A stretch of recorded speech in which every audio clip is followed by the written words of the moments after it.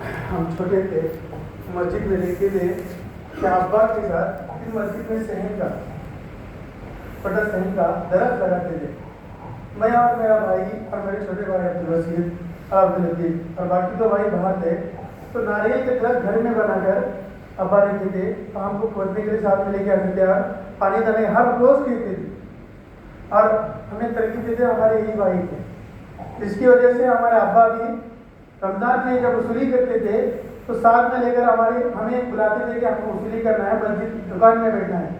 تو اس وقت سے ہمارے بھائی تقریباً 96 یا 93 اس وقت سے وہ دکان میں بیٹھتے تھے تو ابا کے ساتھ دیتے تھے اور ہمیشہ ابا کی اطاعت کرنا اور جو بات امی ابا کہتے تھے سب سے پہلے کرتے تھے. ہم نے دیکھا ابھی حال پرسوں کے دن ہم جا رہے تھے تو امی فون پہ بلائی فلانی چیز لانی تھی تو گھر سے جا کے آئے اور لا کر دی. ہمارا سفر تھا، ہم ہمارے مدرسے کے تمام اساتذہ جا رہے تھے تو میں نے کہا ہم جاتے ہیں، چلو اللہ عافیت کریں، عافیت سے پہنچائے. کیا کرنا ہے؟ ہم نے کہا کہ زیادہ اٹھاؤ مت کریں، وہ کچھ بھی نہیں ہے تو کیا بھی ہونا ہے، کچھ بھی نہیں ہوگا انشاءاللہ. اللہ میرے ساتھ ایک دم اطمینان سے. کچھ ان کو چند دن پہلے ڈھکال جیسا ہو رہا تھا تو ہم نے ڈاکٹر کے پاس دکھایا تو کچھ دعوت جا کر آئے. کچھ ڈاکٹر نے بتایا کہ کچھ بھی نہیں ہے، کہ اللہ کا فیصلہ جو تھا وہ منظور ہے، اس لیے ہمیں راضی ہونا چاہیے.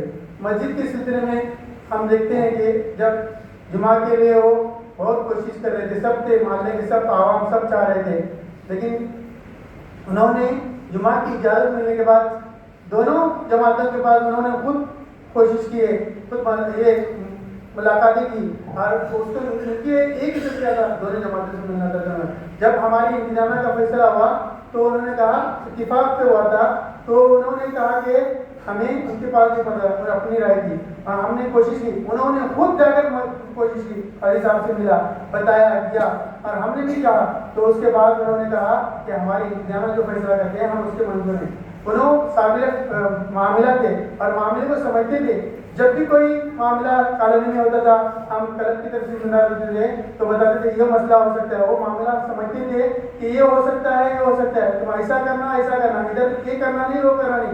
بار بار ابھی جاتے وقت بھی ہمارے فرقان مناسب کے سامنے بتایا تھا کہ اس معاملے میں ایک مسئلہ آنے کے بعد بتایا کہ آپ خاموش رہیے، اس کے بعد ہم دیکھ لیتے ہیں اور ہمت بھی دیتے تھے. اور ادھر ادھر کے ہمارے ہم جو ادارے میں تھے تو ہمارے بارے میں بتاتے تو آج تک میرے پاس کوئی اس نے ایسی شکایت کی ہے، ایسی شکایت تمہارا کام کرو، تمہارا اللہ کے لیے کرنا، اللہ مدد کرے گا اور معاملات پورا حل ہو جائیں گے، مسائل پورا ہو جائیں گے. ہم نے دیکھا کہ مسجد میں جمعہ کا اعلان ہوا ہونے کے بعد ہمیں پتہ نہیں کہ ادھر پنکھے پڑے ہیں، ادھر پنکھے 15-20 پنکھے پڑے ہیں. ہم نے پوچھا کون لائے، بتانے کو تیار نہیں ہے. تو جو ہمارے محلے کے تمام ساتھی تھے تو پنکھے فٹنگ کرنے کے آئے.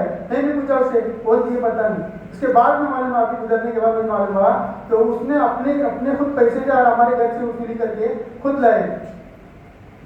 پتہ ہی نہیں. اور جو بھی کام رہتا تھا بتاتے. ابھی یہ گزشتہ جمعہ کے لیے جانے کے دن میں ادھر آیا تھا، اے سی فٹنگ کر رہے تھے. یہ کیوں نہیں نکالے، یہ کام کیوں رکا ہوا ہے؟ ہر کام جلدی ہونا اور کام مکمل طریقے سے ہونا. جب تک کام مکمل نہیں ہوگا تو تب تک وہ کام نہیں کرنا. اور ہر چیز میں مشورے سوچ سمجھ کر دیتے تھے. جب بھی ہم کو اگر غصہ آتا تھا تو کبھی اشارے سے کہتے تھے خاموش رہو، خاموش رہو، بات سب کی سنو. ہمیں مطالبے کرتے تھے مسجد میں ہی اور کلب میں بھی ایسے ہی کرتے تھے. ہمیں تھوڑا غصہ زیادہ ہوتا تھا تو کہتے تھے اب چھوڑو اس کو، ہم دیکھ لیتے ہیں. اور کسی کی بات پر کبھی بھی آتے نہیں تھے اور ایسے تھے ہمیشہ قرآن کے پابند، نماز کے پابند. جب بھی وہ کام کر کے تھک کے آتے تھے تو مسجد میں گھر میں سوئے ہوئے تھے. سوئے ہونے کے بعد کبھی میں آتا ایک آواز میں اٹھ کر آتے تھے، جماعت ہوئی گا، اذان ہو گئی، جماعت ہوئی گا، اذان ہوئی. اور ادھر آ کر نماز پڑھنا، پھر قرآن پڑھنا آدھا پارا ایک پارا، پھر گھر میں ادھر سے جاتے ہوئے تسبیح کرتے ہوئے جب تک گھر سے نکلتے نہیں تھے تبھی تک ہاتھ میں تسبیح رہتی تھی. اور ایسے تاجر تھے کہ ان کے پاس جب سے وہ بزنس کیے ہیں اب تک پورا کتاب کافی 3-4 کاپیاں بھری ہوئی ہے اب تک ہے. اور جس کا پیسہ آنا تھا وہ ان کی زبان سے یہ بات کہتے ہیں کہ میں 1 روپیہ بھی کسی کو قرض چکاتی نہیں ہوں، اللہ شاید ہو سکتا ہے کب کا ہے. اسی لیے سب دعائیں کہ ان کی مغفرت کے لیے، ان کی اولاد کی اللہ تعالیٰ خود کفیل بنے اور ان کی بیوی کو اللہ تعالیٰ صبر جمیل عطا فرمائے اور ہمارے ماں کو صبر جمیل عطا فرمائے.